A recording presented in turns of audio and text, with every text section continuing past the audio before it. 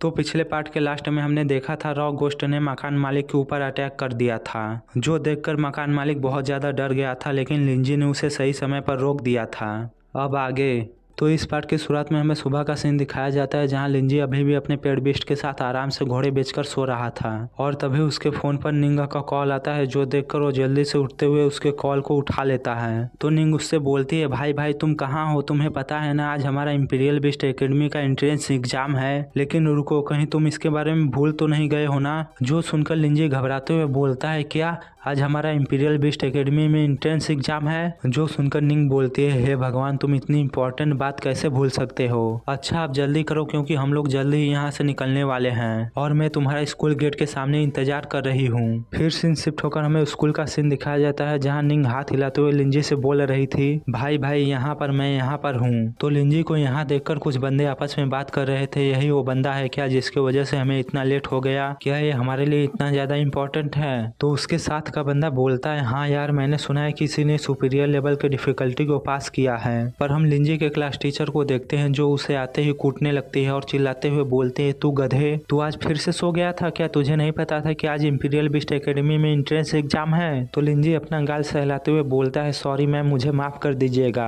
क्योंकि मैं कल बहुत ज्यादा ही थक गया था, इसीलिए मुझे यहाँ आने में थोड़ा लेट हो गया। तो क्लास टीचर लिंजी के कान में बोलते हैं, ठीक है ये सब छोड़ो और ये बताओ क्या तुमने सभी स्पिरिट टेक्निक को प्रैक्टिस कर लिया है। जो सुनकर लिंजी उसे थम्स अप दिखाते हुए बोलता है, हाँ मैम मैंने सारे टेक्निक को प्रैक्टिस कर लिया है। और ये सब देखकर निंग अपने मन में सोच रही थी आखिरकार वो दोनों क्या बात कर रहे हैं। और तभी टीचर सभी बच्चों को एक जगह पर इकट्ठा करते हुए बोलती हैं, मैं जानती हूँ तुम सभी पेंघाई नंबर 1 मिडिल स्कूल के इलाइट में से भी इलाइट स्टूडेंट हो, पर इस बार इंपीरियल बीस्ट एकेडमी का एंट्रेंस एग्जाम डेफिनेटली पहले से भी ज्यादा चैलेंजिंग होगा। लेकिन हाल ही में तुम लोगों ने जैसा प्रदर्शन किया है उसे देखकर मुझे उम्मीद है कि तुम लोग इसमें भी अच्छा करोगे। और वैसे भी मैं तुम लोगों को इसमें फोर्स नहीं करने वाली, चाहे तुम लोग इसमें पास होते हो या नहीं, तुम लोग फिर भी मेरे लिए एक अच्छे स्टूडेंट रहोगे। इसलिए तुम लोग जाओ और इंपीरियल बीस्ट एकेडमी को दिखा दो कि तुम लोग क्या कर सकते हो। और वैसे मैं यहाँ तुम लोगों की गुड न्यूज का इंतजार करूंगी, इसलिए तुम सभी अपना बेस्ट करना। जो सुनकर तो सभी लोग खुश हो जाते हैं और लेंजी भी खुश होते हुए अपने मन में सोच रहा होता है, अगर मैम मेरे ऊपर इतना ज्यादा भरोसा करती है तो मैं भी अपनी पूरी कोशिश करूंगा कि मैं अपनी पेंघाई नंबर 1 मिडिल स्कूल को नंबर 1 पोजीशन पर लाऊं। फिर हमें उनके बस का सीन दिखाया जाता है, जहाँ निंग लिंजी से बोल रही थी, भाई इन दिनों तुम क्या कर रहे थे, क्योंकि मैंने तुम्हें बहुत सारे मैसेजेस किए थे लेकिन तुमने मेरे एक भी मैसेज का जवाब नहीं दिया। जो सुनकर लिंजी अपने मन में कहता है, अरे हाँ मैं मिशन करने के दौरान इतना ज्यादा बिजी हो गया था कि मैं इसके मैसेजेस को चेक करना ही भूल गया।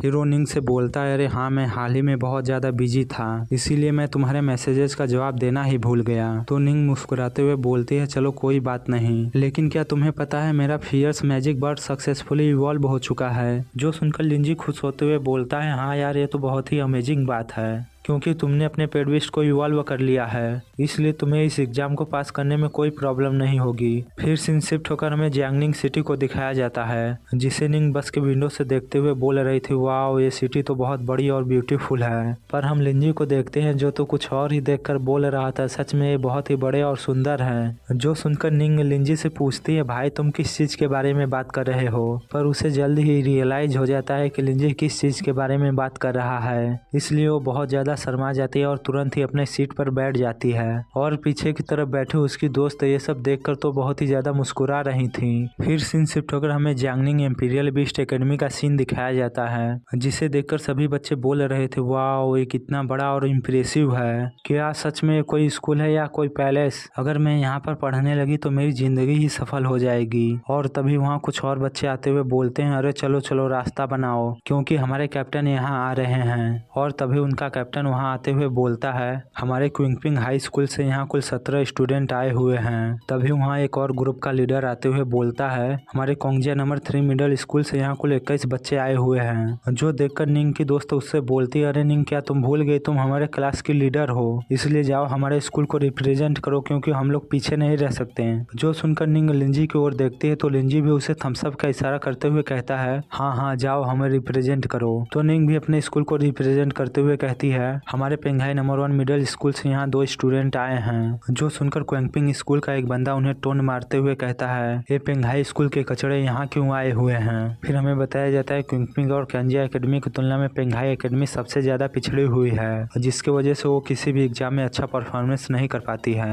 तभी वहाँ इंपीरियल बिस्ट एकेडमी का एक टीचर आते हुए बोलता है, वाह जैसा मैंने सोचा था तुम लोग तो बहुत ही ज्यादा एनर्जेटिक हो। वैसे हेलो एवरीवन, मेरा नाम है क्विन ही और इस बार मैं तुम लोगों का एग्जामिनर हूँ। तो पहले मैं तुम सभी को कांग्रेचुलेट करना चाहूंगा क्योंकि तुम लोगों ने हमारे फर्स्ट ट्रायल को कंप्लीट कर लिया है और तुम लोग तो इससे बहुत ही ज्यादा खुश भी होगे। लेकिन तुम लोगों को बहुत ज्यादा खुश होने की जरूरत नहीं है क्योंकि मेन डिफिकल्टी तो अभी एकेडमी के एंट्रेंस एग्जाम में आने वाली है, जिसकी तुलना तुम लोग बीस्ट मास्टर एग्जाम से नहीं कर सकते। और वैसे भी तुम लोगों ने पिछले साल के बच्चों का लिस्ट देख ही लिया होगा, जिसमें से 80% बच्चे इस एग्जाम में फेल हो गए थे और बस 20% बच्चे ही हमारे एकेडमी में जा पाए थे। इसका मतलब तुम लोगों में से बस 10 लोग ही इस एग्जाम को पास कर पाएंगे और सक्सेसफुली हमारे एकेडमी में जा पाएंगे। जो सुनकर निंग की दोस्त आपस में बात कर रही थी, अरे हम लोगों ने तो बस लो लेवल के डिफिकल्टी को पास किया है, तब तो हम लोग इसमें पक्का फेल हो जाएंगे। जो सुनकर तो क्विंगपिंग स्कूल का एक बंदा उन्हें चिढ़ाते हुए बोलता है, वैसे तुम लोगों से उम्मीद ही कौन कर रहा है, वैसे तुम लोगों की एकेडमी तो पीछे से ही फर्स्ट आती है और चिंता मत करो, इस बार भी तुम्हारे एकेडमी से कोई पास नहीं होगा। जो सुनकर तो निंग की दोस्त उसके ऊपर भड़कते हुए बोलती है, अबे क्या बोला तूने, तेरी ये बोलने की हिम्मत भी कैसे हुई, तू देख लेना इस बार हमारी एकेडमी तेरे एकेडमी से ऊपर ही रहेगी। जो देखकर कैंगजियांग एकेडमी का लीडर अपने क्लासमेट से बोलता है, अरे यार देखो जरा हम दोनों के अलावा और कौन है जो इस एग्जाम को पास कर सकता है। जो सुनकर उसकी क्लासमेट यहाँ वहाँ देखने लगते हैं, फिर वो क्विंगपिंग एकेडमी के लीडर को देखते हुए कहती है, ये बंदा शायद हम दोनों से ताकतवर है। फिर वो अपने आसपास देखती है तो उसकी नजर लिंजे पर जाती है और वो उसे देखकर बोलती है, अरे इस लड़के के साथ क्या प्रॉब्लम है और इसका ऑरा इतना अजीब क्यों है। जो सुनकर उसका लीडर बोलता है, क्या हुआ, क्या तुम्हें कोई प्रॉब्लम है। तो वो लड़की बोलती है, नहीं नहीं प्रॉब्लम तो कोई नहीं हुई, पर मुझे इस बंदे से कुछ अजीब सी फीलिंग आ रही है और ऐसा लग रहा है कि इसके पास बहुत ज्यादा स्ट्रेंथ है। जो सुनकर उसका लीडर लिंजे को देखते हुए कहता है, अच्छा तो इसकी बात कर रही है, अरे ये तो बस एक कंट्री बम्किन है और वैसे भी पेंघाई एकेडमी हमारे एकेडमी से एक लेवल नीचे है, इसलिए हमें चिंता करने की कोई जरूरत नहीं है। और तभी एग्जामिनर उन सभी से बोलते हैं, जाओ तुम सभी आज रात के लिए इंपीरियल एकेडमी के होटल को चेक कर लो, यहाँ पर तुम सभी लोगों के लिए एक एक रूम मिल जाएगा।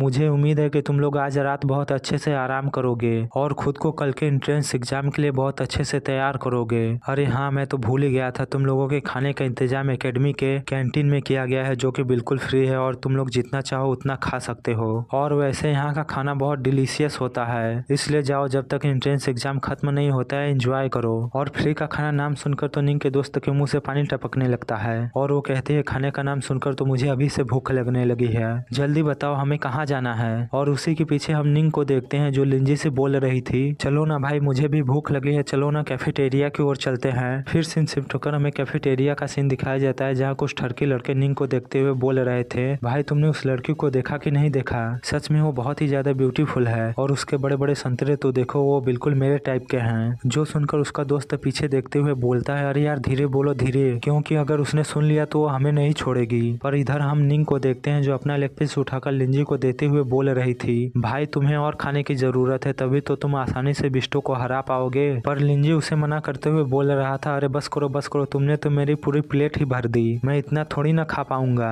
और तभी वहाँ उसकी दोनों दोस्त आते हुए बोलती हैं, बस अकेले अकेले लिंजी को ही खिलाया जा रहा है, अरे हमें भी तो खिलाओ क्योंकि हमें भी कम खाना मिला है। जो सुनकर निंग बोलती है, अरे यार तुम दोनों फिर से आगे मुझे परेशान करने के लिए। तभी वो दोनों निंग को टीज करते हुए बोलती हैं, सच में तुम दोनों बिल्कुल एक कपल की तरह लग रहे हो। जो सुनकर निंग बहुत ज्यादा शर्माते हुए बोलती है, तुम दोनों अपना बकवास करना बंद नहीं करोगी ना, अच्छा आओ साथ में बैठकर खाते हैं। और उन दोनों को भी लिंजी के पास बैठता हुआ देखकर उन ठरके बंदों में से एक बंदा बोलता है, भाई वहाँ चल क्या रहा है, उसके पास तो 2 और लड़कियां आकर बैठ गईं, आखिरकार ये बंदा है कौन जिसके पास इतनी ज्यादा लड़कियां हैं। तो दूसरा बंदा बोलता है, हाँ यार मुझे भी नहीं पता कि ये कौन है और वैसे भी वो मेरे जितना हैंडसम नहीं है, लेकिन फिर भी मुझे समझ नहीं आ रहा है कि वो लड़कियों के बीच इतना ज्यादा पॉपुलर कैसे है। और तभी लिंजी के पास एक मोटा सा बंदा आते हुए बोलता है, हेलो दोस्तों क्या मैं आप लोगों के पास बैठ सकता हूँ। तो उस मोटे को देखकर निंग उससे पूछती है, तुम हमारे पास क्यों बैठना चाहते हो, क्या कोई बात है क्या। तो मोटा बैठते हुए कहता है, अरे यार खड़े खड़े मेरे पैर दुखने लगे हैं, तो हम लोग इसके बारे में बैठकर बात नहीं कर सकते हैं क्या।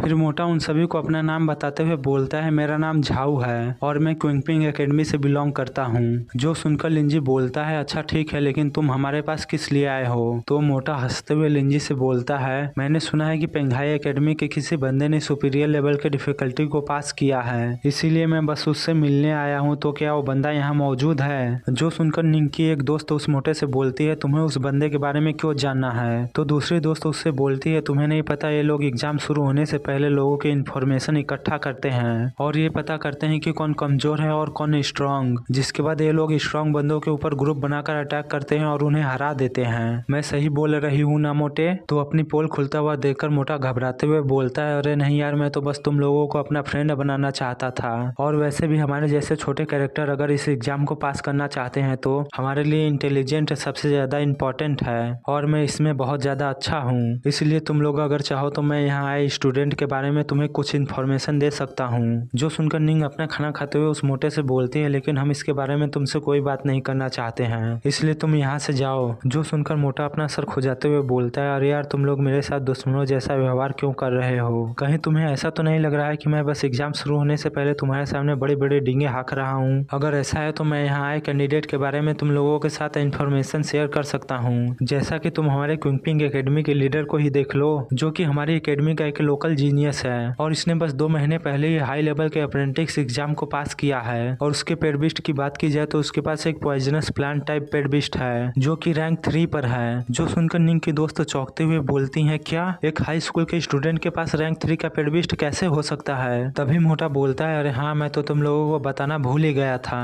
ये बंदा तो जीनियस है, लेकिन इसकी फैमिली लोकल एरिया में मर्चेंट का काम करती है और हमेशा इसे हाई लेवल की एवोल्यूशन मटेरियल प्रोवाइड करती रहती है। जो सुनकर निंग की दोस्त फिर से चौंकते हुए बोलते हैं, क्या यार, ये बंदा तो जीनियस था ही, लेकिन साथ ही साथ ये सेकंड जनरेशन का एक अमीर बंदा भी है। तो अब हमारा क्या होगा? क्योंकि हमारे पास तो बस रैंक 1 का पेडबिस्ट है, जिसके साथ तो हम इसका सामना भी नहीं कर सकते। जो सुनकर निंग भी अपने मन में सोच रही थी, क्या रैंक 3 का पेडबिस्ट? पर मेरा फियर्स मैजिक बर्ड तो अभी भी रैंक 2 के स्टेज 7 पर है, तो मैं उसका सामना कैसे करूंगी? क्योंकि हमारे बीच अभी भी बहुत ज्यादा गैप है। तभी मोटा बोलता है, और हाँ दोस्तों, जो 2 छोटी वाली लड़की दिख रही है ना, उसे कांगजिया सिटी में प्रॉब्लम क्रिएट करने वाली लड़की कहा जाता है और उसने बस हाई स्कूल के 3rd ईयर में ही अपने पहले पेडबिस्ट के साथ कॉन्ट्रैक्ट कर लिया था और बस 1 महीने के अंदर ही एडवांस लेवल के अप्रेंटिस एग्जाम को पास कर लिया। और उसका पेडबिस्ट एक स्टील पैटर्न यंग ड्रैगन है, जो कि एक रैंक 2 के स्टेज 8 का डिफेंस टाइप पेडबिस्ट है। जो सुनकर तो निंग की दोस्त फिर से चौंक गई थी और चिल्लाते हुए बोल रही थी, नहीं नहीं, ऐसा कैसे हो सकता है? कोई भी अपने पेडबिस्ट को बस आधे साल में रैंक 2 के 8वें स्टेज तक कैसे पहुंचा सकता है? जो सुनकर तो उसकी दोस्त उसे समझाते हुए बोल रही थी, शायद ऐसा हो सकता है कि जब उसने अपने पेडबिस्ट के साथ कॉन्ट्रैक्ट किया था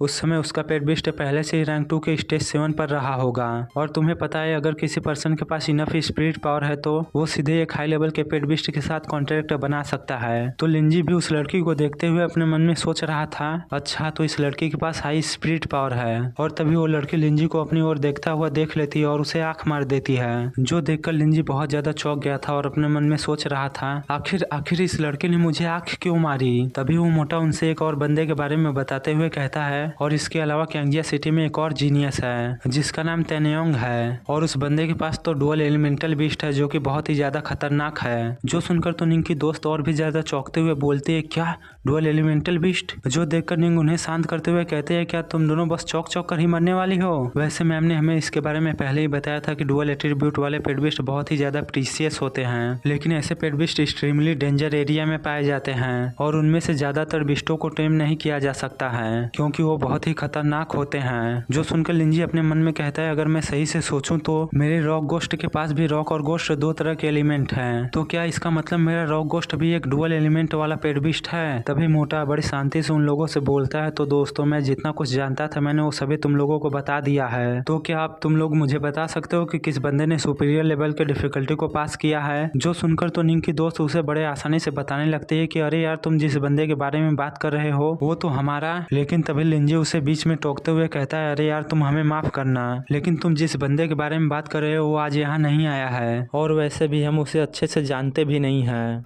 क्योंकि वो एकेडमी में हमेशा बस ट्रेनिंग करने के लिए आता था। जो सुनकर मोटा वहाँ से जाते हुए बोलता है, ठीक है, अगर तुम लोग उसके बारे में नहीं बताना चाहते हो तो कोई बात नहीं, मैं तुम लोगों को इसके लिए फोर्स नहीं करूँगा, इसलिए चलो हम लोग बाद में मिलते हैं। फिर वो वहाँ से जाते हुए अपने मन में कहता है, पक्का ये लोग मुझसे कुछ छुपा रहे हैं। मुझे लगता है कि पक्का इन्हीं में से किसी ने सुपीरियर लेवल के डिफिकल्टी को पास किया होगा, पर ये लोग उसे छुपाने की कोशिश कर रहे हैं। लेकिन चलो कोई बात नहीं, मैं बाद में उस बंदे के बारे में पता कर लूँगा। फिर वो जाकर अपने दोस्तों के पास बैठ जाता है, पर हम निंग और उसके दोस्तों को देखते हैं जो लिंजी को इस तरह से झूठ बोलता हुआ देखकर चौंक गई थी और वो उससे बोल रही थी, ब्रदर लिंजी, आपने सच क्यों नहीं बोला? अगर आप उसे बता देते कि आपने सुपीरियर लेवल की डिफिकल्टी को पास किया है तो उसे आपके ऊपर गर्व होता। और इसी के साथ वो लोग हमसे डरते भी और एंट्रेंस एग्जाम के अंदर हमसे पंगा नहीं लेते हैं। जो सुनकर लिंजी अपना मुंह पोंछते हुए बोलता है, वैसे तो तुम सही बोल रही हो, लेकिन फिर भी मैं अपने प्रोफाइल को लो रखना चाहता हूँ, क्योंकि मैं नहीं चाहता कि एंट्रेंस एग्जाम के शुरू होते ही सभी लोग मुझे ही टारगेट करने लगे।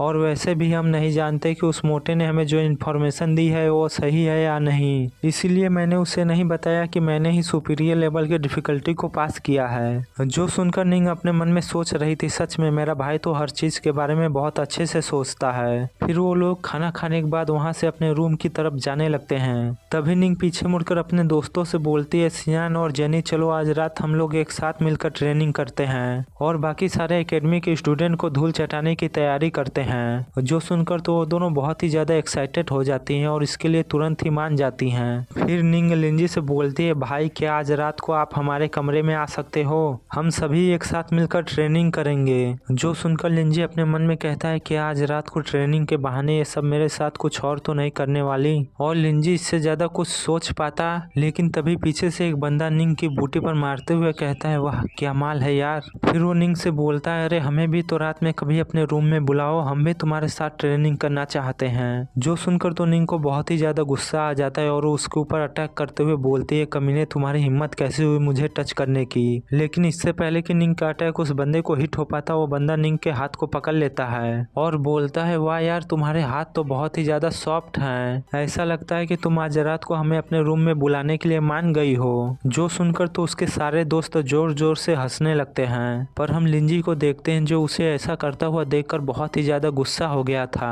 और बस उसे ही घूर घूर कर देख रहा था। फिर वो गुस्से में उस बंदे से बोलता है, आखिर ये सब क्या है और तुमने निंग के हाथों को क्यों पकड़ा है? तो लिंजी को गुस्सा करता हुआ देखकर निंग अपने मन में सोचती है, अगर हम लोग यहाँ फाइट करते हैं तो पक्का हमें पनिशमेंट मिलेगा, इसलिए मुझे अपने भाई को फाइट करने से रोकना होगा। फिर वो लिंजी से बोलती है, भाई इसके बारे में भूल जाओ और चलो यहाँ से चलते हैं, हम इसे बाद में सबक सिखा देंगे। पर उस बंदे को तो कुछ ज्यादा ही चुल मची थी, इसलिए वो लिंजी को अपने मिडिल फिंगर दिखाते हुए बोल रहा था, मैंने सुना है कि पेंघाई एकेडमी की सभी लड़कियां तो बहुत ही ज्यादा सुंदर हैं, लेकिन मुझे नहीं पता था कि वहाँ के सभी लड़के भी नपुंसक है जो हमेशा लड़कियों के पीछे छुपे रहते हैं। जो सुनकर तो लिंजी को और भी ज्यादा गुस्सा आ जाता है और वो उसके ऊपर इतनी जोर से हिट करता है कि उसका जबड़ा ही टूट जाता है और वो टप्पा खाते हुए दूर जाकर गिरता है। जो देखकर तो उसके दोस्त बहुत ही ज्यादा डर जाते हैं। फिर वो लिंजी के ऊपर चिल्लाते हुए बोलते हैं, कमीने तुम्हारी हिम्मत कैसे हुई हमारे भाई को मारने की? क्या तुम हमारे साथ फाइट करना चाहते हो? पर हम लिंजी को देखते हैं जो अपने किलिंग इंटेंट को रिलीज करते हुए उनकी ओर बढ़ रहा था और उनसे बोल रहा था, अगर तुम लोगों ने ये सब मेरे साथ किया होता तो शायद मैं तुम लोगों को जाने देता, लेकिन तुम लोगों ने मेरी बहन को बुली किया है, इसलिए तुम लोगों को सबक सिखाना जरूरी है। और लिंजी को तो इतना ज्यादा गुस्से में देखकर वो सभी बंदे बहुत ही ज्यादा डर जाते हैं और बोल रहे होते हैं, आखिरकार ये बंदा है कौन जिसके अंदर से इतना ज्यादा किलिंग इंटेंट निकल रहा है। और तभी लिंजी उनसे बहुत ही गुस्से में बोलता है, अब तुम्हारे पास कोई और रास्ता नहीं है। पर हम उस बंदे को देखते हैं जिसे लिंजी ने अभी पीटा था। वो अपने पेट बिस्ट को समन करते हुए बोल रहा था, कमीने तूने मेरे ऊपर हाथ कैसे उठाया? लगता है अब तुझे सबक सिखाना ही पड़ेगा। जो बोलकर वो अपने पेट बिस्ट को समन करने लगता है, लेकिन तभी उसका क्लास लीडर उसे रोकते हुए बोलता है, हे तुम हमें शर्मिंदा करना बंद करो। जो देखकर वो बंदा अपने क्लास लीडर से बोलता है, लेकिन ब्रदर यान, इस बंदे ने मुझे पंच किया है तो क्या आप इसे ऐसे ही जाने देंगे? जो सुनकर वो बंदा लिंजी की ओर बढ़ते हुए बोलता है, तुमने जिस पंच का यूज किया उसमें बहुत ही ज्यादा फोर्स था, जिसकी वजह से अब सब कुछ बराबर हो गया है, इसलिए अब तुम दोनों लड़ना बंद करो। जो सुनकर लिंजी बड़े ही गुस्से में उस बंदे से बोलता है, अभी तक तो मैंने कुछ किया भी नहीं और वैसे भी ये मैटर अभी तक खत्म नहीं हुआ है। जो सुनकर वो बंदा लिंजी के पास आते हुए बोलता है, बच्चे तुम चिंता मत करो, मैं यहाँ से वापस जाने के बाद इस बंदे को एक अच्छा सबक सिखाऊंगा, लेकिन अगर अब भी तुम्हारे पास कोई कंप्लेन है तो तुम मेरे पास आ सकते हो। जो बोलकर वो बंदा अपने ऑरा को रिलीज करने लगता है, तो ये देखकर लिंजी भी अपने ऑरा को रिलीज करने लगता है, लेकिन तभी निंग पीछे से उसका हाथ पकड़ते हुए बोलती है, चलो भाई यहाँ से चलते हैं, क्योंकि मुझे लगता है कि अगर हम कैफेटेरिया में फाइट करते हैं तो शायद हमें पनिशमेंट भी मिल सकती है। जो सुनकर लिंजी अपने ऑरा को गायब कर लेता है और वहाँ से जाते हुए बोलता है, मैं तो तुम्हें एंट्रेंस एग्जाम में ही देख लूंगा।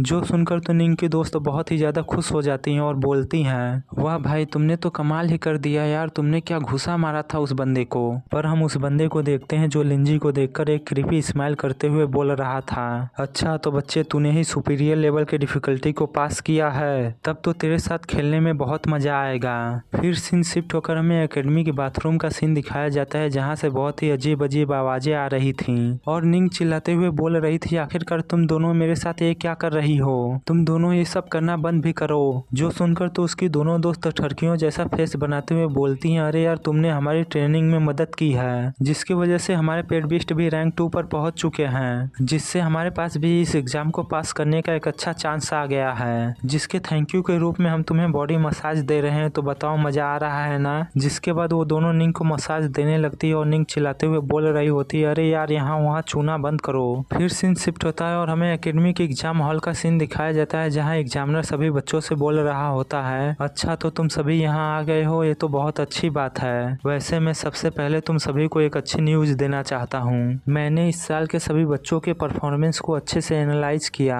जिससे मुझे ये पता चला कि तुम सभी एकदम से ही कचड़े हो और तुम लोगों का इस साल का बैच सबसे ज्यादा खराब है, इसलिए मुझे भी तुम लोगों से कोई उम्मीद नहीं है कि तुम लोग इस एग्जाम में कैसा परफॉर्मेंस करोगे। जो सुनकर तो जेनी चौंकते हुए बोलती है, सर आपने तो कहा था कि आप हमें एक अच्छी न्यूज सुनाने वाले हैं, लेकिन ये तो एक बुरी न्यूज है। जो सुनकर तो वो बंदा जिसे लिंजी ने पीटा था वो चिल्लाते हुए बोलता है, अरे यार ये तो तुम लोगों के लिए अच्छी न्यूज ही हुई ना कि तुम लोग बिना एग्जाम दिए ही यहाँ से वापस जा सकते हो। जो सुनकर जेनी गुस्से में उस बंदे के ऊपर चिल्लाते हुए बोलती है, कमीने तू तो अपना मुंह बंद ही रख, तुझे तो मैं एग्जाम के बाद सबक सिखाऊंगी। और तभी एग्जामिनर सभी बच्चों से बोलते हैं, इससे पहले तुम लोगों ने एग्जाम के दौरान जिस ओरिजिन स्टोन का यूज किया था उसमें तुम लोगों ने अपने हिसाब से ही डिफिकल्टी को चूज किया था, लेकिन इस एग्जाम में ऐसा कुछ भी नहीं होने वाला है, क्योंकि इस एग्जाम के अंदर तुम लोग सीधे सीक्रेट फॉरेस्ट के अंदर जाने वाले हो, जहाँ पर बहुत ही अलग अलग तरह के फिरोसेस बीस्ट और मॉन्स्टर्स हैं जिन्हें तुम्हें हंट करना है। और हाँ, जब तुम लोग सीक्रेट फॉरेस्ट में इंटर करोगे तब तुम लोगों के दाहिने हाथ पर एक स्कोर पैनल दिखाई देगा, जो तुम लोगों ने कितने रैंक के कितने बीस्ट को मारा है उस हिसाब से तुम लोगों का स्कोर दिखाएगा, जैसे कि रैंक 1 के लिए 10 पॉइंट, रैंक 2 के लिए 20 पॉइंट और रैंक 3 के बीस्ट के लिए 40 पॉइंट। लेकिन अगर हंटिंग करते समय एक बार तुम लोगों का पेट बीस्ट या तुम लोग मारे जाते हो तो तुम लोगों को इस एग्जाम से एलिमिनेट कर दिया जाएगा। और इसके अलावा सीक्रेट फॉरेस्ट के सेंटर में एक स्टोन टैबलेट भी है। अरे हाँ, मैं तो तुम लोगों को ये बताना भूल ही गया, वहाँ पर तुम लोगों को रैंक 3 के बीस्ट भी मिल सकते हैं, लेकिन इसका मतलब ये नहीं है कि एक बार तुम लोगों का उससे सामना होता है तो तुम लोग तुरंत ही एलिमिनेट हो जाओगे। फिर एग्जामिनर उन सभी से बोलता है, अच्छा तो बच्चों तुम लोगों के पास 4 घंटे का समय है, जिसके अंदर तुम लोग बीस्टों को हंट करके पॉइंट्स को कमा सकते हो, और 4 घंटे बीतने के बाद मैं तुम लोगों में से टॉप 10 स्टूडेंट्स को सेलेक्ट करूंगा जो कि इंपीरियल बीस्ट एकेडमी में जाएंगे। तभी उनमें से क्विंगपिंग एकेडमी का क्लास लीडर एग्जामिनर से पूछता है, सर क्या हम लोग इस एग्जाम में बस फिरोसेस बीस्ट को ही मार सकते हैं? जो सुनकर एग्जामिनर रिवील स्माइल करते हुए कहता है, वाह बच्चे तुमने तो बहुत ही अच्छा सवाल पूछा है, वैसे तुम इस एग्जाम में किसी भी बंदे को मार सकते हो और उससे उसका पॉइंट छीन सकते हो। जो सुनकर तो सभी बच्चे बहुत ही ज्यादा घबरा जाते हैं और चिल्लाते हुए बोलने लगते हैं, आखिरकार ये कैसा रूल है, ये तो हम लोगों को एक दूसरे को मारने के लिए इनकरेज कर रहे हैं, अगर ऐसा ही चलता रहा तो हम लोगों को को पॉइंट्स जमा करने में बहुत ही ज़्यादा प्रॉब्लम्स होगी। तभी उनमें से एक बंदा बोलता है, अरे यार तुम लोग चिंता क्यों करते हो, अगर हम अपने स्कूल के बंदों के साथ टीम बनाकर हंटिंग करते हैं तो हम लोग जरूर ही टॉप 10 रैंकिंग में आ जाएंगे। पर हम कैंगजिया हाई स्कूल के लीडर को देखते हैं जो इससे बहुत ही ज़्यादा खुश था और बोल रहा था, चलो फाइनली अब एग्जाम शुरू होने वाला है और हम इसके अंदर किसी से भी फाइट कर सकते हैं। पर हम उसकी बहन को देखते हैं जो बस लिंजी को ही ध्यान से देख रही थी। तभी एग्जामिनर उन सभी बच्चों के ऊपर चिल्लाते हुए बोलता है, सभी लोग शांत हो जाओ, ये कोई रियल बैटल ग्राउंड नहीं है, क्योंकि रियल बैटल ग्राउंड तो इससे भी ज़्यादा क्रूअल होता है और अगर अभी भी कोई इसे छोड़ना चाहता है तो वो बोल सकता है। और वैसे मैं तुम लोगों को पहले ही बता देता हूँ कि रैंकिंग लिस्ट में जो बच्चा टॉप पर आएगा उसे फ्रेशमैन का लीडर बना दिया जाएगा और एडमिशन के बाद उसे कुछ प्रिविलेज भी मिलेंगे। फिर एग्जामिनर अपने मन में कहता है, तो चलो मैं देखता हूँ कि तुम लोगों में से कौन न्यू स्टूडेंट्स का किंग बनेगा। पर हम निंग को देखते हैं जो अपने मन ही मन में सोच रही थी, अगर मैं कैसे भी कर ब्रदर लिंजी से मिल जाती तो ये बहुत ही अच्छा होता। यहाँ तक कि अगर मैं उसे टॉप 10 रैंकिंग में शामिल नहीं करा पाती लेकिन फिर भी मैं उसकी बहुत ही ज्यादा मदद कर पाती। और तभी लिंजी निंग के पास आते हुए बोलता है, निंग जब तुम सीक्रेट फॉरेस्ट में इंटर करना तो तुम अपने मैजिकल बर्ड के फ्लाइंग एबिलिटी का यूज करके जल्दी से जल्दी मुझे खोजने की कोशिश करना और मेरे पास आ जाना। जो सुनकर निंग भी अपना सर हिलाते हुए बोलती है, ठीक है भाई, मैं जल्दी से जल्दी आपके पास आ जाऊंगी। और तभी एग्जामिनर सभी बच्चों को शांत करते हुए बोलते हैं, चलो तुम सभी सीक्रेट फॉरेस्ट में जाने के लिए तैयार हो जाओ। तभी ओरिजिन स्टोन चमकता है और सभी बच्चे सीक्रेट फॉरेस्ट के अंदर चले जाते हैं। पर हम लिंजी को देखते हैं जो सीक्रेट फॉरेस्ट में इंटर होने के बाद अपने चारों तरफ देखते हुए बोल रहा था, यहाँ आसपास तो मुझे कोई भी बिस्ट दिखाई नहीं दे रहा है। तभी उसे सीक्रेट फॉरेस्ट के सेंटर में स्टोन टैबलेट दिखाई देता है, जिसे देखने के बाद लिंजी अपने दाएं हाथ को देखते हुए बोलता है, अरे वाह, इसमें तो पॉइंट्स के साथ साथ रिमेनिंग टाइम भी दिखा रहा है। लेकिन इसमें एक प्रॉब्लम है क्योंकि ये बस हमारे करंट स्कोर को ही दिखा रही है, जिससे हमें ये पता नहीं चलेगा कि हम टॉप 10 रैंकिंग में पहुंचे हैं या नहीं। इसका मतलब यह है कि सभी लोग अपने रैंकिंग को चेक करने के लिए फॉरेस्ट के सेंटर में स्टोन टैबलेट के पास जाएंगे और जहां तक मुझे उम्मीद है ये लास्ट स्टेज में सबसे ज्यादा खतरनाक एरिया बन जाएगा, जहां पर सभी कैंडिडेट एक दूसरे के पॉइंट को छीनने के लिए फाइट करेंगे। और सबसे क्रूशियल पॉइंट तो ये है कि अगर तुम स्टोन टैबलेट के पास नहीं जाते हो और ब्लाइंडली पॉइंट्स को इकट्ठा करके टॉप 10 रैंकिंग में पहुंच जाते हो, फिर भी तुम्हारी रैंकिंग बस स्टोन टैबलेट पर ही शो करेगी, जिसकी वजह से डेफिनेटली दूसरे प्लेयर एक साथ मिलकर तुम्हारे ऊपर अटैक कर सकते हैं। फिर लिंजी अपने मन में सोचता है, लगता है इस एग्जाम का रियल पर्पज सभी प्लेयर्स का एक दूसरे से फाइट कराना है, लेकिन अगर आप इनफ स्ट्रांग हो तो आप यहाँ के सभी रूल्स को इग्नोर कर सकते हो। और वैसे भी कोई बंदा किसी स्ट्रांग बंदे के साथ फाइट कर उसके पॉइंट को नहीं छीनेगा, बल्कि स्ट्रांग बंदे ही सभी लोगों के पॉइंट्स को छीनेंगे। फिर लिंजी अपने पेट बिस्ट के बारे में सोचते हुए कहता है, लेकिन चलो मुझे तो यहाँ बहुत ही मजा आने वाला है। और तभी कोई मॉन्स्टर लिंजी के ऊपर अटैक कर देता है, लेकिन बेचारे का दांत ही टूट जाता है क्योंकि लिंजी ने पहले ही अपने स्पिरिट शील्ड को एक्टिवेट कर दिया था। फिर लिंजी उस मॉन्स्टर की ओर देखता है तो एक रैंक 1 स्टेज 9 का 2 हेडेड फॉरेस्ट पाइथन था, जो कि अपने दांत टूटने की वजह से रो रहा था, जिसे देखकर लिंजी मुस्कुराते हुए बोल रहा था, इसी वजह से मैंने अपने स्पिरिट शील्ड को पहले ही एक्टिवेट कर लिया था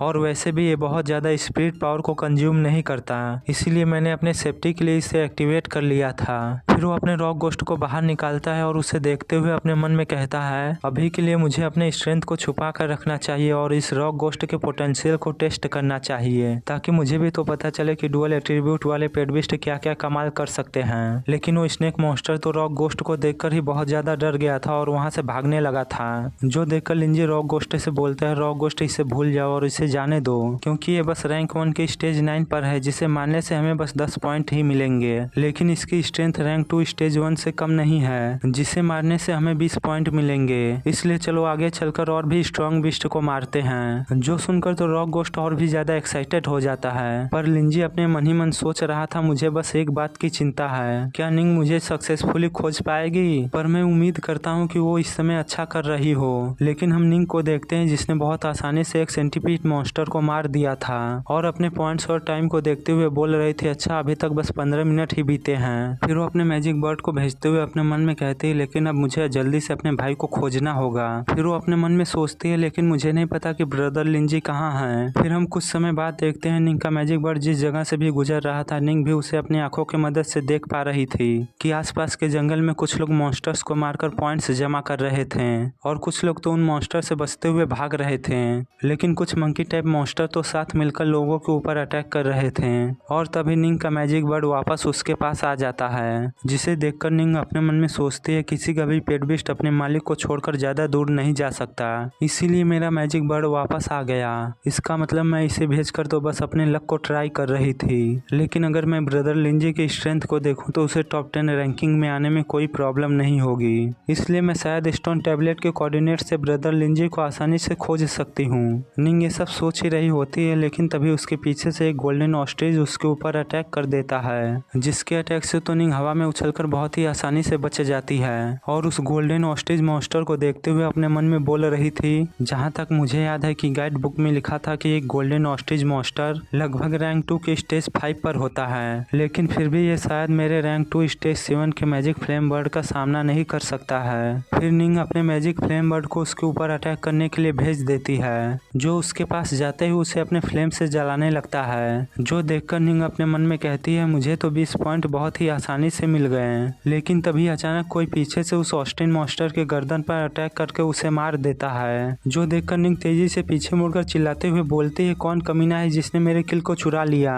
और तभी हम वहाँ एक ह्यूमनॉइड पेट बिस्ट को देखते हैं जो कि रैंक 2 के स्टेज 4 पर था, जिसके पीछे से वही ठरकी बंदा बाहर निकलते हुए बोलता है वाह क्या कोइंसिडेंट है, हम लोग तो दोबारा मिल गए। जो सुनकर तो निंग उसके ऊपर और भी ज्यादा भड़क जाती है और उससे चिल्लाते हुए बोलते है कमीने तुमने मेरा किल कैसे चुरा लिया, आखिरकार तुम कितने ज्यादा शेमफुल हो। जो सुनकर वो कमीना बंदा निंग को रोकते हुए कहता है अरे मैडम यहाँ कोई ऐसा रूल नहीं है जिसमें लिखा हो कि हम लोग एक दूसरे का किल चोरी नहीं कर सकते हैं, और अब तो मैं तुम्हें भी चोरी करने वाला हूँ। फिर वो अपने ह्यूमनॉइड पेट बिस्ट से बोलता है ओडो जल्दी करो, जल्दी से उसके फायरबर्ड पर अटैक करो और बस उसे एक ही बार में ढेर कर दो। जो सुनकर तो उसका ह्यूमनॉइड बिस्ट तुरंत ही अपने स्टिक से निंग के फायरबर्ड पर अटैक कर देता है, जो देखकर तो निंग बहुत ही ज्यादा डर जाती है और अपने फायरबर्ड से चिल्लाते हुए बोलती है जल्दी जल्दी से इसे डॉच करो। पर हम उस स्टिक को देखते हैं जो अचानक से उसके फायरबर्ड के पास से मुड़कर उसी की ओर आने लगता है, जो देखकर निंग उसे जल्दी से डॉच करते हुए अपने मन में कहती है अच्छा तो वास्तव में अटैक उसने मेरे ऊपर किया था। लेकिन तभी वो कमीना बंदा उसे पीछे से पकड़ते हुए बोलता है वाह तुमने इस अटैक को तो बहुत अच्छे से डॉच किया,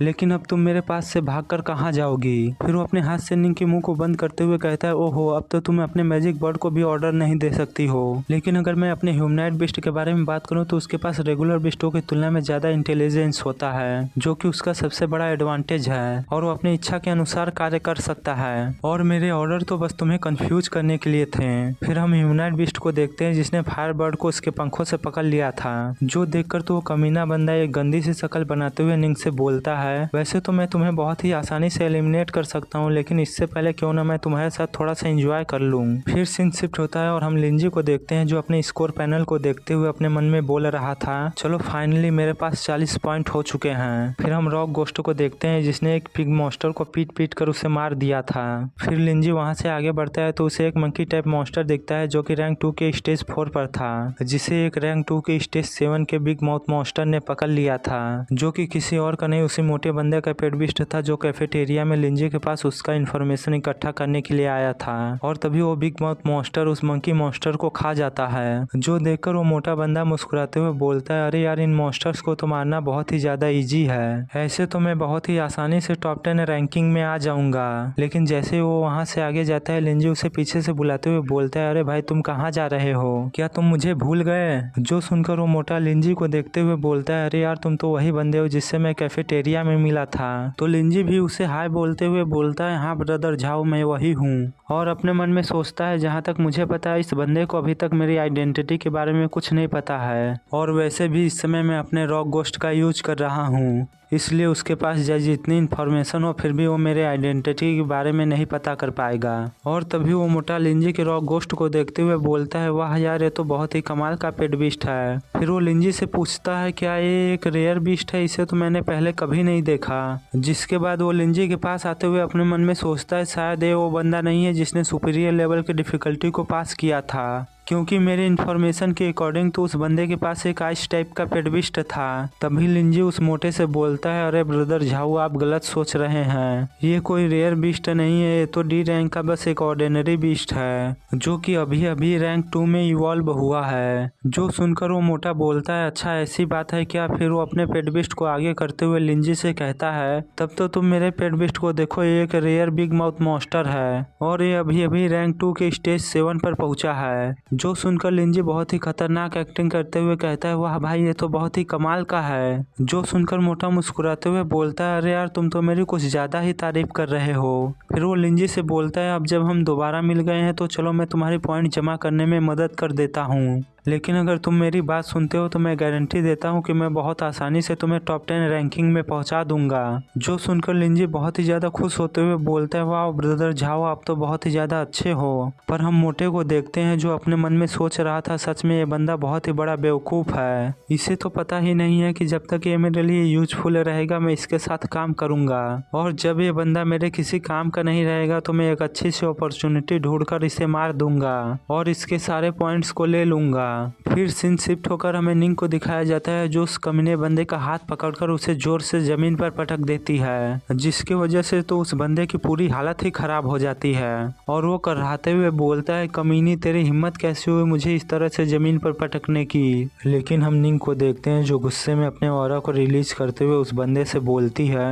लास्ट टाइम तो मेरे भाई ने मुझसे पहले एक्शन ले लिया था जिसकी वजह से तू बच गया था, वरना क्या तुझे लगता है कि मैं तुझे इतनी आसानी से जाने देती। जो सुनकर तो वो बंदा बहुत ही ज्यादा डर जाता है। फिर हम उस फायर बर्ड को देखते हैं जो अपने डिमोनिक फ्लेम को रिलीज करने लगता है, जो देखकर तो उस बंदे का ह्यूमनॉइड बीस्ट भी बहुत ज्यादा डर जाता है और जल्दी से उसे छोड़ देता है, जिसकी वजह से वो फ्लेम बर्ड हवा में उड़कर ऊपर चली जाती है और उसके ऊपर अटैक करने के लिए तैयार हो जाती है, जो देखकर तो ह्यूमनॉइड बीस्ट बहुत ही ज्यादा डर जाता है। तभी वो कमीना बंदा उसे अपने पास बुलाते हुए बोलता है, और मेरे पास आओ और मेरी मदद करो। लेकिन ह्यूमनॉइड मॉन्स्टर तो फायर बर्ड को देखकर इतना ज्यादा डर गया था कि वो जल्दी से वहां से भागने लगता है, जो देखकर तो कमीना बंदा उसे चिल्लाते हुए बोलता है, कमीने तू कहाँ जा रहा है, जल्दी से मेरे पास आ और मेरी मदद कर। जो देखकर तो निंग उसे चढ़ाते हुए बोलती है, अरे तुम्हारे ह्यूमनॉइड बीस्ट के पास तो खुद का ही आइडिया था, इसीलिए तो वो तुम्हें यहाँ इस हालत में छोड़कर भाग गया, लेकिन अब बता अब मैं तेरे साथ क्या करूँ। जो सुनकर वो बंदा अपनी गाल की ओर इशारा करते हुए निंग से बोलता है, मैं तुमसे बस एक लास्ट रिक्वेस्ट करना चाहता हूँ, तुम मुझे कहीं भी मार सकते हो लेकिन प्लीज जिस जगह पे तुम्हारे भाई ने मारा है उस जगह पर तुम मुझे दोबारा मत मारना। जिसके बाद हमें बस उस बंदे की जोर जोर से चिल्लाने की आवाज आती है जो चिल्लाते हुए बोल रहा था, अरे यार मैंने कहा था कि मुझे वहाँ दोबारा मत मारना। जिसके कुछ समय बाद हम निंग को देखते हैं जो उसे पीटने के बाद वहाँ से जाते हुए अपने मन में कह रही थी, ऐसा लगता है कि इसे एलिमिनेट करने के बाद इसके पॉइंट भी मेरे पॉइंट में जुड़ गए हैं, इसीलिए मेरे पास इस समय 70 पॉइंट हो चुके हैं। जिसके बाद सीन शिफ्ट होकर हमें इन सभी के रैंकिंग लिस्ट को दिखाया जाता है जिसमें निंग चौथे रैंक पर थी, जो देखकर एग्जामिनर अपने मन में बोलते हैं, ऐसा लगता है कि ये बैच उतना भी बुरा नहीं है जितना कि मैंने सोचा था, क्योंकि अभी बस 1 ही घंटा हुआ है लेकिन फिर भी कुछ बच्चों ने 100 पॉइंट से ज्यादा इकट्ठा कर लिए हैं। फिर वो पहले रैंकिंग वाले बंदे को देखने लगते हैं जो कि सीधे सीक्रेट फॉरेस्ट के सेंटर की ओर आगे बढ़ रहा था, लेकिन तभी अचानक से उसके सामने एक रैंक 3 स्टेज 1 का टाइगर मॉन्स्टर आ जाता है जो कि गुर्राते हुए उसी की ओर आगे बढ़ रहा था। जो देखकर वो बंदा भी अपने प्लांट टाइप मॉन्स्टर को बाहर निकाल लेता है जो कि एक रैंक 3 के स्टेज 3 का पॉइजनस डीमन प्लांट था, और तभी वो स्पॉटेड टाइगर मॉन्स्टर अपने पंजे से उस बंदे के ऊपर अटैक कर देता है, लेकिन तभी उस बंदे का प्लांट टाइप मॉन्स्टर उसके पंजे को अपने बेलों से पकड़ लेता है, जो देखकर तो स्पॉटेड टाइगर मॉन्स्टर और भी ज्यादा गुस्सा हो जाता है और उस प्लांट टाइप मॉन्स्टर को हवा में उछालकर अपने मुंह से पकड़ लेता है और उसे खाने लगता है। जो देखकर वो बंदा अपने प्लांट टाइप मॉन्स्टर से बोलता है, पॉइजनस डीमन प्लांट उसके साथ खेलना बंद करो क्योंकि इस समय हमें किसी और को भी ढूंढने जाना है। जो सुनकर वो प्लांट टाइप मॉन्स्टर कुछ हरकत करता है जिसकी वजह से वो स्पॉटेड टाइगर मॉन्स्टर एक ही जगह पर रुक जाता है, और तभी वो प्लांट टाइप मॉन्स्टर उस टाइगर मॉन्स्टर को अपनी बेलों की मदद से जगह जगह से चीरते हुए बाहर निकल जाता है। जिसके बाद वो टाइगर मॉन्स्टर के लाइफ फोर्स को चूसकर खुद को और भी ज्यादा ताकतवर बनाने लगता है। जिसके कुछ समय बाद हम देखते हैं उस टाइगर बीस्ट की तो बहुत ही बुरी हालत हो चुकी थी और उस बंदे के पास 210 पॉइंट हो चुके थे। जो देखकर वो बंदा एक इविल स्माइल करते हुए बोल रहा था, फ्रेशमैन लीडर का पोजीशन मुझसे कोई नहीं छीन सकता। फिर सीन शिफ्ट होकर हमें सीक्रेट फॉरेस्ट के सेंटर में स्टोन टैबलेट का सीन दिखाया जाता है जहां कैंगजे एकेडमी के दोनों स्टूडेंट रैंकिंग लिस्ट को देख रहे थे। जो देखकर वो बंदा अपनी बहन से बोलता है, जैसा कि हमने सोचा था तुम पहले से रैंक 2 पर पहुंच चुकी हो। जो सुनकर वो लड़की उस बंदे से बोलती है, लेकिन भाई आपने अभी तक जितने भी फिरोसेस बीस्ट को पकड़ा उन सभी को आपने मुझे दे दिया जिसकी वजह से आपके पास अभी भी 0 पॉइंट है, तो क्या आपको अभी भी लगता है कि आप इतनी आसानी से टॉप 10 रैंकिंग में आ जाएंगे। जो सुनकर वो बंदा उससे बोलता है, अरे यार तुम चिंता मत करो, जब तक हम टॉप 10 रैंकिंग में आने वाले बंदों को मार सकते हैं मुझे टॉप 10 रैंकिंग में आने में कोई प्रॉब्लम नहीं होगी। जो सुनकर वो लड़की उस बंदे से बोलती है, चलिए तो आप ही बताइए हम इसकी शुरुआत किसके साथ करें। तो वो बंदा रैंकिंग लिस्ट को देखते हुए बोलता है सबसे पहले तो लिपिंग है, लेकिन उसके साथ डील करने में हमें बहुत ही ज्यादा प्रॉब्लम होगी। और लू गैंग तो हमारे ही स्कूल का है। हाँ ये लड़की ग्वांगनिंग, चलो हम इसी से शुरुआत करते हैं। जो सुनकर वो लड़की उस बंदे से बोलती है लेकिन भाई मुझे जहाँ तक याद है इस लड़की के साथ एक टैलेंटेड बंदा था जिसका नाम लिंजी था, लेकिन उसका नाम तो इस रैंकिंग लिस्ट में कहीं भी नहीं दिखाई दे रहा है। जो सुनकर वो बंदा उससे बोलता है अच्छा तुम उस लड़के के बारे में बात कर रही हो, मुझे तो लगता है उसने किसी तरह से चीट करके सुपीरियर लेवल की डिफिकल्टी को पास किया था, इसीलिए तो उसका नाम रैंकिंग लिस्ट में नहीं है। इसलिए चलो हम लोग ज्यादा देर नहीं करते हैं और ग्वांगनिंग का शिकार करने के लिए चलते हैं, क्योंकि मुझे लगता है कि वो हमसे ज्यादा दूर नहीं है और वो उत्तर साइड में है। फिर सीन शिफ्ट होकर हमें निंग के फायरबर्ड को दिखाया जाता है जो दोबारा निंग के पास आ जाता है, जिसे देखकर निंग अपने मन में कहती है आखिरकार मैं किस तरफ जाऊं, क्योंकि लेफ्ट में विंड कटर मेंटिस है तो राइट में मैन ईटिंग प्लांट, लेकिन अभी तक मुझे ब्रदर लिंजी के बारे में पता नहीं चला, आखिरकार मैं उन्हें कैसे खोजूं। फिर सीन शिफ्ट होकर हमें लिंजी को दिखाया जाता है जो मोटे के साथ हंटिंग करते हुए धीरे धीरे आगे बढ़ रहा था। तभी उन्हें अपने सामने एक और रैंक 2 स्टेज 4 का प्लांट टाइप मॉन्स्टर दिखाई देता है, जिसे देखकर वो मोटा लिंजी से बोलता है मैं इस मॉन्स्टर को तुम्हारे ऊपर छोड़ता हूँ, लेकिन अगर इसे मारने में तुम्हें कोई प्रॉब्लम होगी तो मैं बाद में तुम्हारी मदद कर दूंगा। फिर मोटा अपने मन में सोचने लगता है एक बार जब ये उसके साथ फाइट करता हुआ थक जाएगा तो मैं पीछे से फाइनल अटैक करके इस मॉन्स्टर को मार दूंगा और सारे पॉइंट कलेक्ट कर लूंगा। लेकिन हम रॉक गोस्ट को देखते हैं जो सीधे उस प्लांट टाइप मॉन्स्टर के पास जाकर उसे एक जोरदार मुक्का मारता है, जिसकी वजह से तो वो प्लांट टाइप मॉन्स्टर एक ही बार में ढेर हो जाता है। जो देखकर लिंजी उस मोटे से बोलता है ऐसा लगता है कि ये ज्यादा पावरफुल नहीं था। जो देखकर तो उस मोटे को पहले कुछ समझ नहीं आता, लेकिन वो अगले ही पल चिल्लाते हुए बोलता है क्या इसने बस एक ही पंच में इस प्लांट टाइप मॉन्स्टर को मार दिया, पर ये तो रैंक 2 की स्टेज 4 पर था तो इसने ऐसा कैसे किया। फिर हमें बताया जाता है कि इस एग्जाम को खत्म होने में अभी 2 घंटे और 20 मिनट बाकी हैं, जिसके बाद सीन शिफ्ट होकर हमें रैंकिंग लिस्ट को दिखाया जाता है जिसमें ग्वांगनिंग 140 पॉइंट के साथ अभी भी चौथे रैंक पर थी और इतने समय में हमारा लिंजी भी 120 पॉइंट के साथ 9वें रैंक पर पहुंच चुका था। और इसी के साथ इस एग्जाम से अभी तक 17 लोग एलिमिनेट हो चुके थे। पर हम एग्जामिनर को देखते हैं जो लिंजी को देखते हुए अपने मन में बोल रहा था अच्छा तो यही बंदा है जिसने सुपीरियर लेवल की डिफिकल्टी को पास किया है। सच में इस बंदे के पास कुछ स्किल्स जरूर हैं, क्योंकि ये 2 घंटे से कम समय में ही रैंक 33 से रैंक 9 पर पहुंच चुका है। फिर एग्जामिनर लिंजी को मोटे के साथ देखकर अपने मन में बोलते हैं अच्छा तो अब मुझे समझ में आया कि ये रैंकिंग लिस्ट में इतना तेजी से ऊपर कैसे जा रहा है। फिर सीन शिफ्ट होकर हमें लिंजी और मोटे को दिखाया जाता है जहाँ मोटा लिंजी से बोल रहा होता है भाई मैंने तो बस तुम्हें उसके ऊपर अटैक करने के लिए बोला था, ना कि उसे एक ही पंच में मारने के लिए, इस तरह से तो मुझे एक भी पॉइंट नहीं मिलेगा। जो सुनकर लिंजी उसे सॉरी बोलते हुए कहता है मुझे माफ कर देना, मैं ऐसा नहीं करना चाहता था, लेकिन ये ट्रायल हमारे इंपीरियल बीस्ट एकेडमी में एडमिशन के चांस को इफेक्ट कर रहा है, इसलिए मैं हमेशा अपने पेट बीस्ट को हर फाइट को जल्दी से खत्म करने के लिए बोलता हूँ। लेकिन ब्रदर अगर तुम्हें भी पॉइंट्स चाहिए तो मैं अगले बीस्ट को तुम्हारे ऊपर छोड़ता हूँ। जो सुनकर वो मोटा एक गंदी सी शक्ल बनाते हुए अपने मन में कहता है अच्छा तो तुम मेरे सामने एक्टिंग कर रहे हो, चलो मैं भी देखता हूँ कि जब मैं लास्ट में तुम्हें मार कर तुम्हारे सारे पॉइंट्स को अपना बना लूंगा तब तुम क्या करते हो।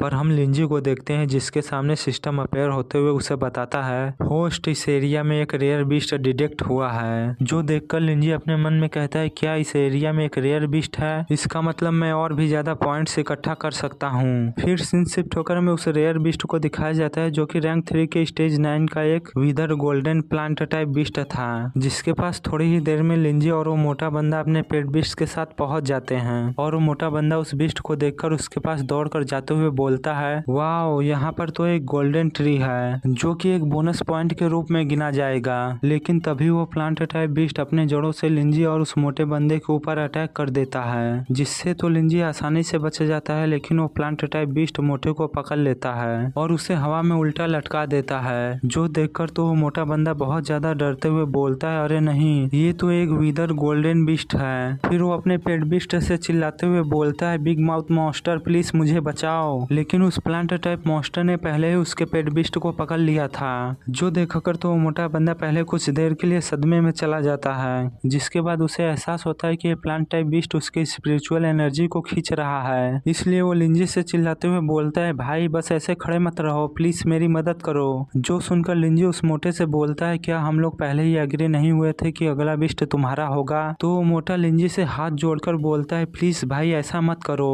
ये बिस्ट दूसरे बिस्टों की तरह नहीं है, ये उनसे बहुत ही ज्यादा स्ट्रांग है, इसलिए अब हमें टीम अप कर लेना चाहिए। जो सुनकर लिंजी वहां से जाते हुए उससे बोलता है, अब चलो भी, मुझे बेवकूफ मत बनाओ, मुझे पता है कि तुम इसे हैंडल कर सकते हो, इसलिए मैं इसे तुम्हारे ऊपर छोड़ रहा हूँ। जो सुनकर मोटा लिंजी को रोकते हुए बोलता है, अरे नहीं भाई रुको, मैं तुमसे भीख मांगता हूँ, प्लीज मेरी मदद करो। जो सुनकर लिंजी वहीं रुकते हुए बोलता है, ठीक है मैं तुम्हारी मदद करूंगा, लेकिन इसके बदले में तुम मुझे क्या दोगे? जो सुनकर तो मोटा बंदा पहले अपने मन में लिंजी को गाली देते हुए बोलता है, कमीने तुम्हारी हिम्मत कैसे हुई मुझे ब्लैकमेल करने की? बस एक बार मैं यहाँ से बच जाऊँ फिर मैं तुझे बताता हूँ। फिर वो लिंजी से बोलता है, भाई मेरे पास सभी लोगों के बारे में कुछ अच्छी इन्फॉर्मेशन है, इसलिए अगर तुम मेरी हेल्प करते हो तो मैं उन सभी इन्फॉर्मेशन को तुम्हें बता सकता हूँ। जो सुनकर लिंजी उस मोटे से बोलता है, ठीक है मैं तुम्हारी हेल्प करूंगा, लेकिन इससे पहले तुम मुझे ये बताओ कि तुम्हारे पास कैसी इन्फॉर्मेशन है? तो मोटा आगे से रोते हुए बोलता है, मुझे पता चला है कि लिपिंग और गुओ जिनके पास एक यूनिक सोल टेक्निक है, जिसके बारे में मैं तुम्हें सब बता सकता हूँ, इसलिए प्लीज भाई पहले मुझे बचाओ। जो सुनकर लिंजी अपने मन में कहता है, अच्छा तो इन लोगों के पास भी लोड आके जैसे इनहेंसमेंट सोल टेक्निक्स हैं, तब तो ये मेरे लिए बहुत ही ज्यादा वैल्यूएबल इन्फॉर्मेशन है। फिर लिंजी अपने रॉक गोस्ट से बोलता है, रॉक गोस्ट अपने क्रशिंग ब्लो का यूज करके इस बीस्ट के पेट पर अटैक करो। जो सुनकर रॉक गोस्ट तुरंत ही अपने क्रशिंग ब्लो का यूज करके तेजी से उस मॉन्स्टर के पेट के ऊपर अटैक करने के लिए चला जाता है, जिसे अपनी ओर आता हुआ देखकर वो प्लांट टाइप मॉन्स्टर अपनी जड़ों का यूज करके रॉक गोस्ट को रोकने की कोशिश करता है, लेकिन रॉक गोस्ट तेजी से उसके सारे जड़ों को तोड़ते हुए एकदम उसके पास पहुंच जाता है। लेकिन तभी वो गोल्डन प्लांट टाइप बीस्ट अपने जड़ों से रॉक मॉन्स्टर को पकड़ लेता है और उसे दूर फेंक देता है, जिसके बाद वो फिर से अपनी जड़ों का यूज करके रॉक गोस्ट को भी पकड़ लेता है। जो देखकर लिंजी अपने मन में कहता है, ऐसा लग रहा है कि मेरा रॉक गोस्ट इस रैंक 3 स्टेज 9 के विदर गोल्डन बिस्ट के साथ फाइट करने में स्ट्रगल कर रहा है, क्योंकि ये उसके जड़ों को ब्रेक करके खुद को फ्री भी नहीं कर पा रहा है। जो देखकर लिंजी अपने मन में कहता है, ऐसा लगता है कि अब मेरे पास कोई और चॉइस नहीं है, मुझे सीक्रेटली स्नोमैडन को बाहर निकालना ही होगा और इसे खत्म करना होगा।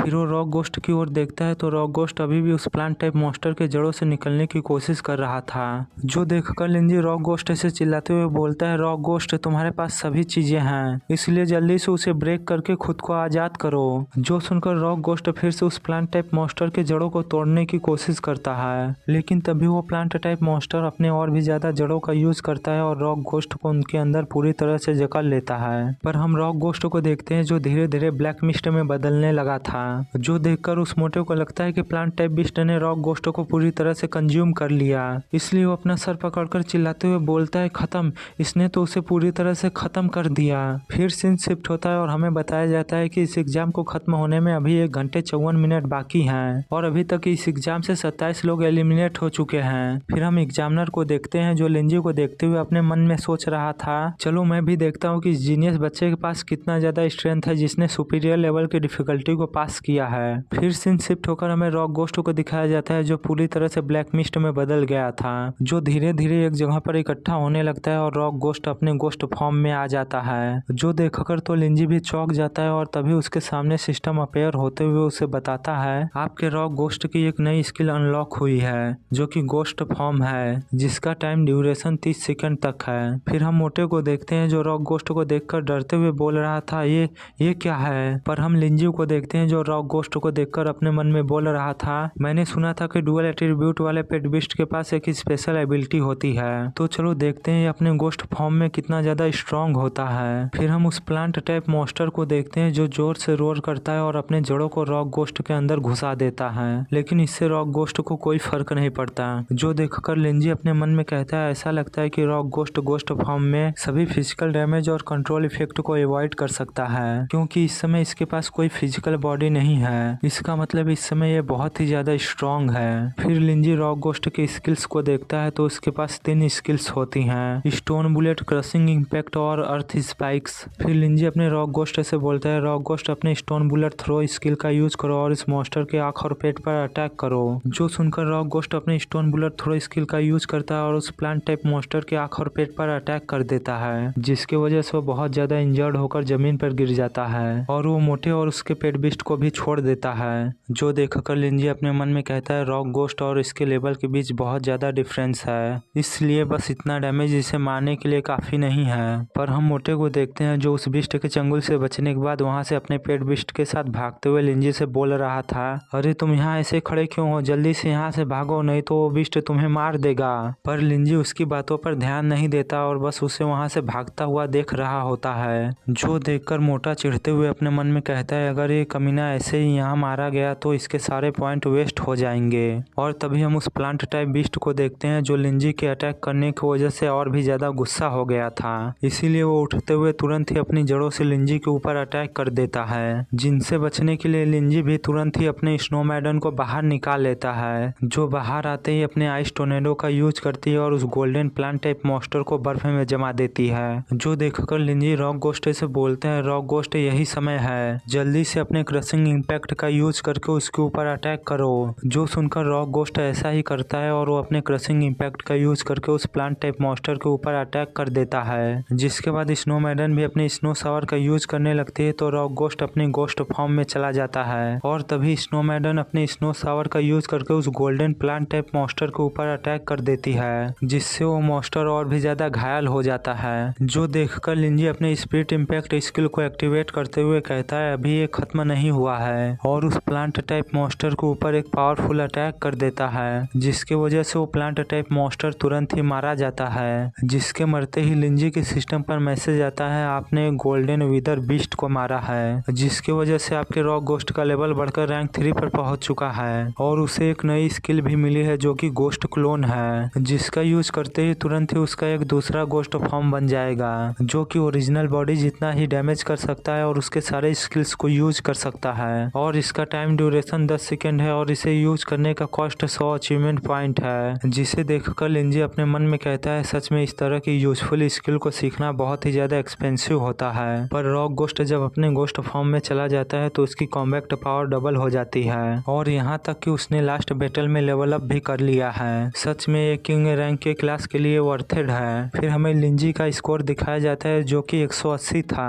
और इस एग्जाम को खत्म होने में बस 1 घंटा 20 मिनट बाकी था। पर हम एग्जामिनर को देखते हैं जो लिंजी को देखते हुए अपने मन में बोल रहे थे सच में ये बच्चा तो एकदम अनबिलीवेबल है और खासकर इसकी आइस पेड बिस्ट जो अभी अपेयर हुई है, अगर मैं गलत नहीं हूँ तो उसके पास गॉड लेवल का पोटेंशियल है। फिर एग्जामिनर अपने मन में सोचते हैं आखिरकार ये बच्चा इस पृथ्वी पर कर क्या रहा है। पर हम लिंजी को देखते हैं जो अपने पॉइंट्स को देखते हुए अपने मन में बोल रहा था ऐसा लगता है कि इस रैंक 3 के रेयर बिस्ट को मारने से मुझे 60 पॉइंट मिले हैं, लेकिन अगर ऐसा ही चलता रहा तो मैं ज्यादा देर तक अपने आप को लो प्रोफाइल नहीं रख पाऊंगा। और तभी वो मोटा फिर से लिंजी के पास आते हुए उससे पूछता है भाई यहाँ क्या हुआ और वो गोल्डन प्लांट टाइप बिस्ट कहाँ गया। लेकिन जैसे ही उसकी नजर उस प्लांट टाइप बिस्ट पर जाती है वो चौंकते हुए बोलता है क्या तुमने इसे डिफीट कर दिया। पर तभी उसकी नज़र स्नोमैडन पर जाती है जिसे देखकर वो लिंजी से पूछता है ये कौन है, क्या ये कोई स्टूडेंट है, पर किस स्कूल की। जो सुनकर लिंजी स्नोमैडन को देखते हुए अपने मन में बोलता है अरे यार मैं तो इसे वापस बुलाना भूल ही गया, लेकिन अब तो इसने मुझे देख लिया है तो शायद मैं आगे अपने एक्टिंग को कंटिन्यू नहीं कर पाऊंगा। और तभी वो मोटा फिर से लिंजी से बोलता है मुझे नहीं पता कि यहाँ क्या चल रहा है, लेकिन ये तो पहले से ही एक ह्यूमनाइड आइस बिस्ट है। अच्छा तो इसी ने उस प्लांट टाइप बिस्ट को डिफीट किया है, लेकिन ये तो पहले से एक फियर्स बिस्ट है तो ये एक दूसरे को क्यों मारेंगे। कहीं ऐसा तो नहीं है किसी की पेट बिस्ट है, अगर ऐसा है तो इसका मास्टर हमारे आसपास ही होगा। फिर वो अपने सर पर जोर डालते हुए बोलता है नहीं ये एक आइस टाइप बिस्ट है। क्या ऐसा हो सकता है कि इसका मास्टर लेजेंडरी लिंजी है जिसने सुपीरियर ग्रेड के डिफिकल्टी को पास किया है। अगर उसने इस मॉन्स्टर को हराया है तब तो उसकी स्ट्रेंथ हम लोगों से बहुत ज्यादा होगी, और ऐसा भी हो सकता है कि उसका अगला टारगेट हम दोनों में से कोई एक हो। जो सुनकर लिंजी अपने मन में कहता है अरे यार मैं तो फालतू में ही परेशान हो रहा था, इसने तो कुछ भी नहीं देखा है। फिर वो स्नोमैडन को मैसेज करता है कि स्नोमैडन हमारे ऊपर अटैक करने का प्रिटेंड करो। जो देखकर स्नोमैडन को कुछ समझ नहीं आता और वो लिंजी की ओर देखने लगती है तो लिंजी फिर से उसे इशारे में उनके ऊपर अटैक करने के लिए कहता है। पर मोटा तो उसे अपनी ओर देखता हुआ देखकर बहुत ज्यादा डर गया था और चिल्लाते हुए बोल रहा था अरे यार देखो ये तो हमें ही देख रही है, कहीं ऐसा तो नहीं कि हमारे ऊपर अटैक करने वाली जाती है और तभी स्नो मैडम अपनी आइस शावर से उनके ऊपर अटैक कर देती है, जो देखकर तो मोटा बहुत ज्यादा डर जाता है और अपने पेट बिस्ट के साथ चिपक कर रोते हुए कहता है अब तो सब खत्म, क्योंकि ये तो सच में हमारे ऊपर अटैक करने वाली है। और इसी के साथ इस वीडियो को भी यहीं खत्म करते हैं, क्योंकि इस मानवा में अभी तक जितने भी चैप्टर आए थे उन सभी को मैंने इस वीडियो में एक्सप्लेन कर दिया है। और हाँ, हर शनिवार को इस मानवा का बस एक ही चैप्टर आता है, इसलिए इसके आगे की वीडियो हर 2 हफ्ते बाद आएंगी। और अगर आप लोगों के पास कोई अच्छे मानवा हो तो आप मुझे कमेंट करके बता सकते हैं, मैं उसे एक्सप्लेन करने की पूरी कोशिश करूंगा। तो चलिए अगली वीडियो में एक नई मानवा के साथ मिलते हैं।